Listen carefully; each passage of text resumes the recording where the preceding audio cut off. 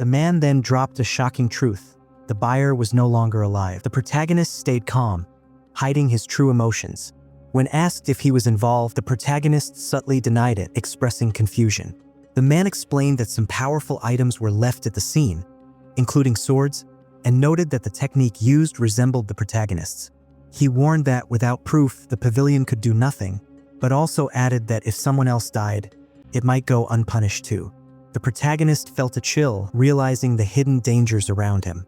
Thankfully, strict rules in their group made such acts rare, and he felt slightly safer knowing that. In a peaceful garden by a quiet lake, the powerful woman in red sat calmly, her gaze sharp and focused. She questioned her subordinate, a nervous woman who reported that the mysterious flower planted by the protagonist had begun to grow. Although some people had approached him, there was no sign of betrayal or danger yet. The powerful woman remained calm, reminding her subordinate not to only focus on one place, hinting that threats could be waiting elsewhere or inside their own ranks. Her words stirred realization. The protagonist might still be under suspicion, and perhaps someone was secretly helping outsiders. The subordinate, overwhelmed by the pressure of keeping secrets and her fear of failure, knew one more mistake could cost her dearly. Despite her doubts, she was ordered to reward the protagonist for his efforts. A unique armor was handed to her, a rare item meant for someone worthy. That night, alone in his room, the protagonist wore the light, flexible armor hidden beneath his clothes. He wondered who had truly given it to him. Realizing it may have come from a much stronger leader than expected, he grew cautious. The treasure's power stunned him, unlike anything he had seen before. The protagonist, Jiang Hao, is aware of the looming danger from the Heavenly Joy Pavilion, which could become a significant threat if he isn't cautious. Realizing that his cultivation level is still far from sufficient, he is determined to advance faster to protect himself. He reflects on his current cultivation progress and plans to grow more spirit herb seeds to obtain blue bubbles that will aid in his cultivation. Despite the danger, he acknowledges that his efforts have already resulted in considerable rewards, like the heavenly fragrance Dao flower, which has greatly accelerated his growth. Jiang Hao then speaks with senior brother Lu Xingchen, who offers him two potential solutions to his predicament. Either hide from the Heavenly Joy Pavilion until they forget about him, or increase his value so much that his protection would be ensured by the Cliff Master. However, the second option seems more difficult as it requires revealing his capabilities, something Jiang Hao is not yet ready to do. The conversation shifts to a new junior disciple in the Spirit Herb Garden who is introduced by the Cliff Master. Jiang Hao, already responsible for managing the garden, is tasked with helping the new disciple get acquainted with the place. He realizes the young disciple is highly talented, and despite his own struggles, Jiang Hao is determined to continue his efforts for survival and growth. The protagonist, Jiang Hao, has been growing increasingly cautious since meeting senior sister Yun Rua, always appraising the people around him to ensure no spies are lurking. During his routine, he meets Han Ming, a highly talented true disciple from the Heavenly Note sect who is eager to learn and surpass Jiang Hao. Although Han Ming is polite and respectful, Jiang Hao remains focused on his own goals, especially his cultivation progress. Han Ming is intrigued by Jiang Hao's role in managing the Spirit Herb Garden and asks if it consumes too much of his time. Jiang Hao reassures him that it is a task he enjoys.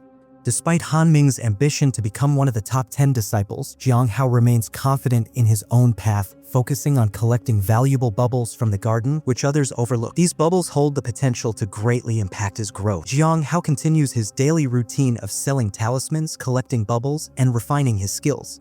One day, he visits the Snow Lotus Pavilion to purchase a spirit seed, intending to use his 135 spirit stones wisely.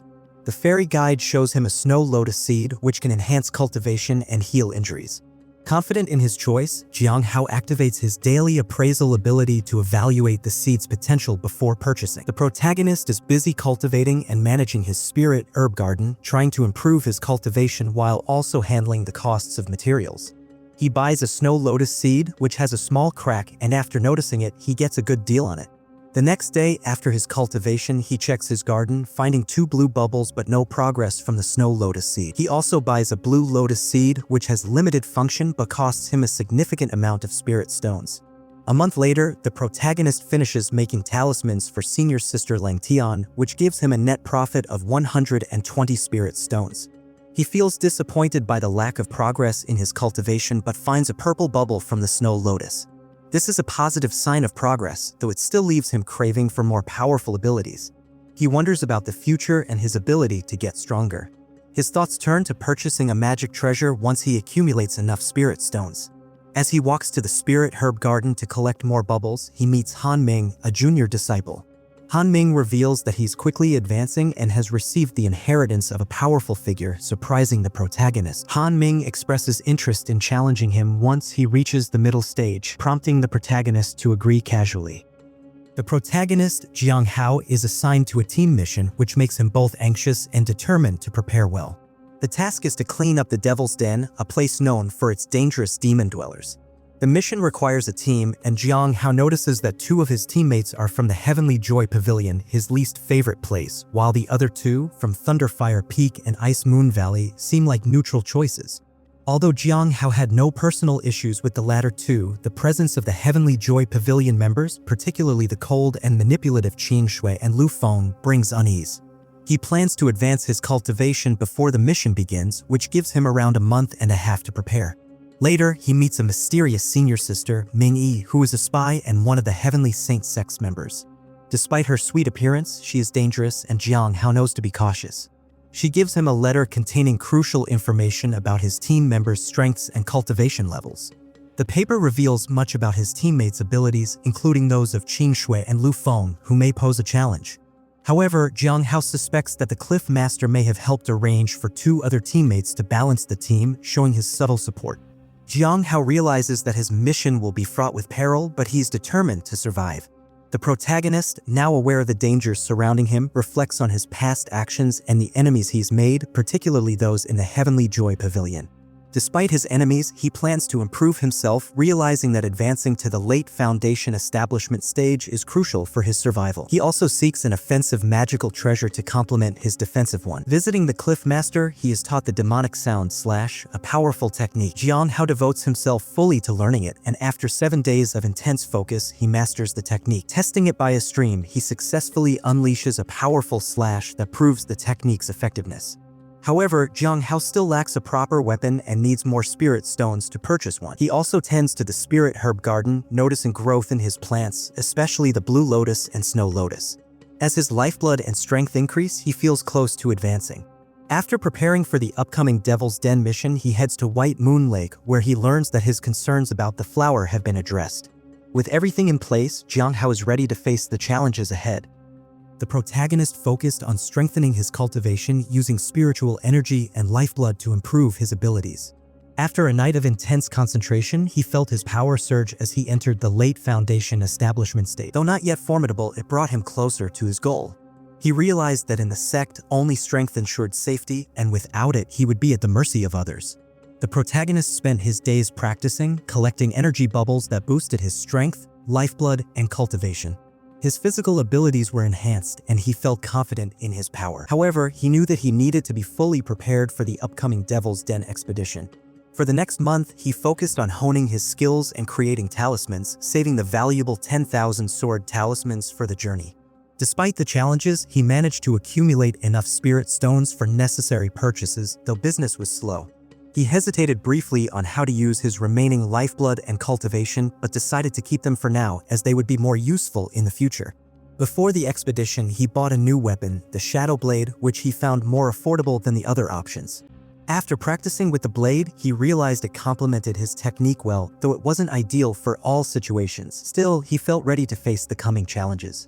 After packing his belongings, the protagonist heads out to the courtyard, his mind filled with worry. He cannot trust anyone with his house or the valuable heavenly fragrance Dao flower, fearing that someone might covet it and cause harm.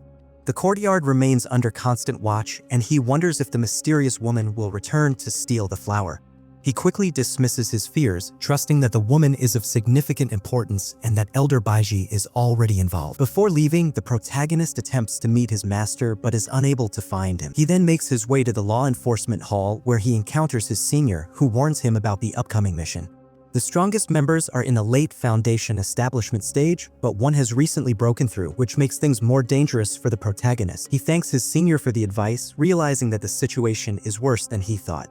When he arrives at the mission gathering, he is introduced to his team, a mix of hostile and wary individuals. Despite the tension, the protagonist remains calm and greets them politely. They make their way to the Devil's Den, where they face the challenge of dealing with powerful demons. The team debates their approach, and although there is some disagreement, the protagonist knows that staying together is the safest option for now. As the group ventured deeper into the Devil's Den, they anticipated a dark, menacing environment but were instead taken aback by a bright, expansive sky within. The area was vast, with mountains, rivers, and forests, and the sky shimmered with lights resembling falling stars. The protagonist and the others ventured toward a beam of light, which marked the core of the Devil's Den, a dangerous place sealed off for centuries. The protagonist, knowing the risks, remained cautious despite the beauty of the surroundings. The team's journey turned perilous when they encountered powerful demon dwellers. At first, the environment felt oddly quiet, but soon the silence was broken by an attack. A massive rock crashed down, signaling the arrival of the demons. The group swiftly defended themselves, with the protagonist engaging in combat.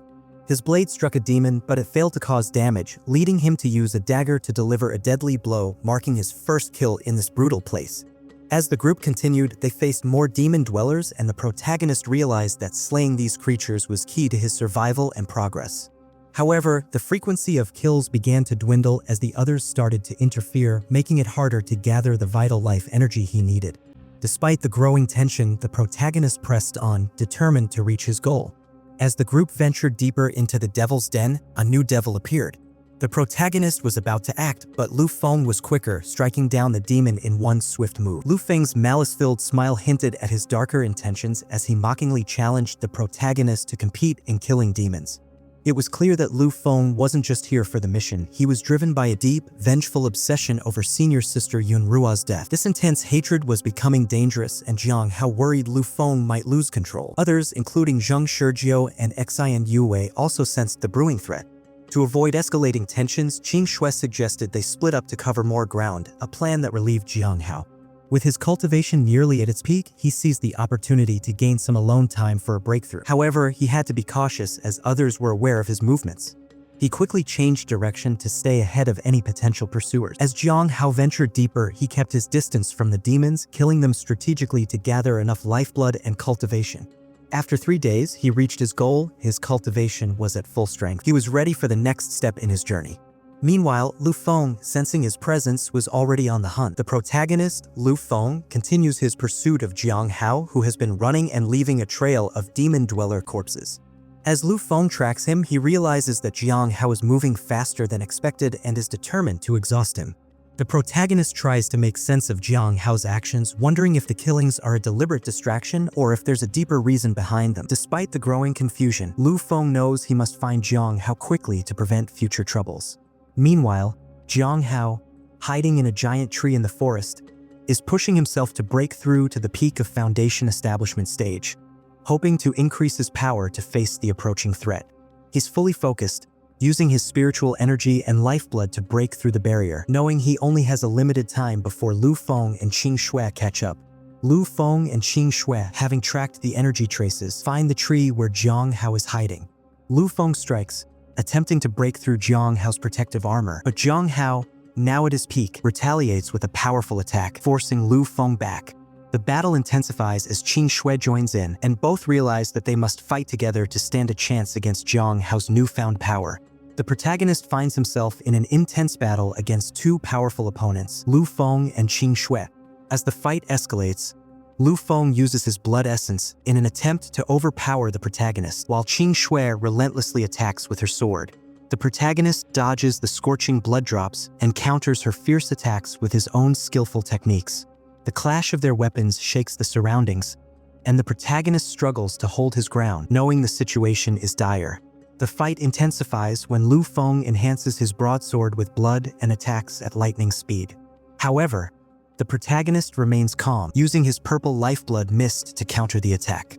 With a precise strike, he shatters Lu Feng's broadsword and delivers a devastating blow, breaking his ribs and causing severe internal damage. Meanwhile, Qing Shui continues her assault, but the protagonist fights back with unmatched power, forcing her to retreat. In a final move, the protagonist throws his shadow blade at Lu Feng, fatally wounding him. He then uses his 10,000 sword talismans to defeat both Lu Feng and Qing Shui, shredding their bodies. Injured but alive, the protagonist sits to recover, only to be confronted by more demon dwellers. As he faces yet another challenge, a month later, other characters discuss the fate of the protagonist, believing he is likely dead. However, there is still hope that he may return. The protagonist, after recovering from his injuries, encounters two individuals from the Heavenly Joy Pavilion. The duo, sensing a potential threat, is fearful when they notice the protagonist's calm demeanor despite the tense situation.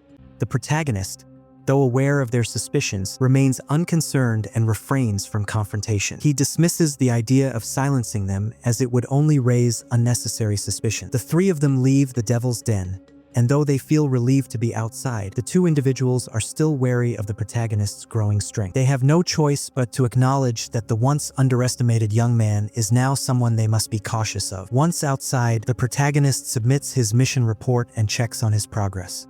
The discovery of bodies in the Devil's Den doesn't bother him, as there's no evidence linking him to the death. He then heads to his master's residence and returns home to find his plants thriving, particularly the heavenly fragrance Dao flower.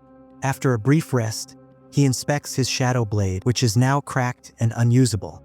Reflecting on the journey, he checks his cultivation and feels satisfied with his growth. After completing his mission and eliminating two individuals from the Heaven's Joy Pavilion, the protagonist focused on consolidating his cultivation. His strength had greatly improved, and with the help of the heavenly fragrance Dao flower, he had made significant progress.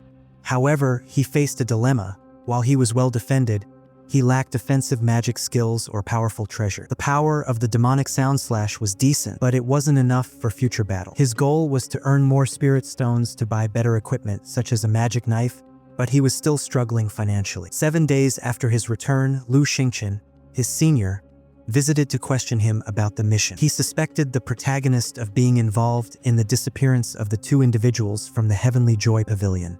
However, the protagonist maintained a calm demeanor, confirming that he had avoided them during the mission. Lu Xingchen accepted his explanation but seemed to remain suspicious, keeping a close eye on him. After Lu Xingchen left, the protagonist assessed him and realized that the senior's true interest was the heavenly fragrance Dao flower. Soon after, Han Ming, a junior brother, sought a sparring match with the protagonist. While the protagonist was indifferent to the match, he saw it as an opportunity to lay low and avoid suspicion. As he prepared for the spar, a woman in red, who had often been a nuisance to him, appeared.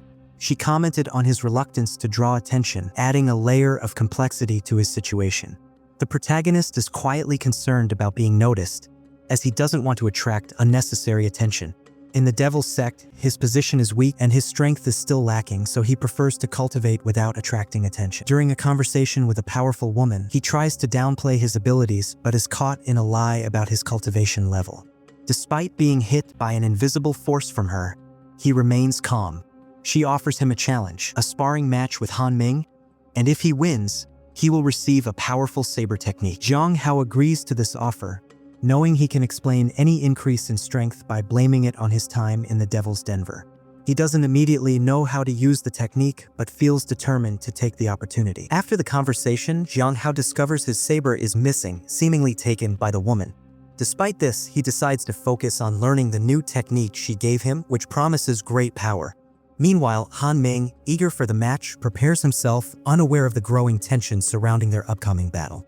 The protagonist, after a sparring session with Han Ming, realizes the vast difference in strength between them. Han Ming, eager to show his power after advancing to the middle stage of the Foundation Establishment stage, starts the match by using his strongest technique, Heavenly Thunder Sword. However, despite his efforts, the protagonist easily overpowers him with his own technique, Demonic Sound Slash, breaking Han Ming's sword and sending him flying.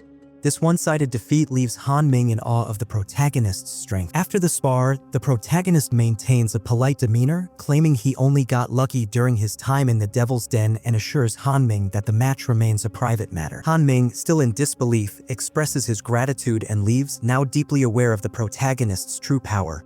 The protagonist, though, reflects on the potential challenges ahead. With his cultivation reaching new heights, he is reminded of the dangerous forces closing in, like the Heavenly Joy Pavilion and the Heavenly Fragrance Dao flower, which remain threats that he must eliminate to ensure his safety.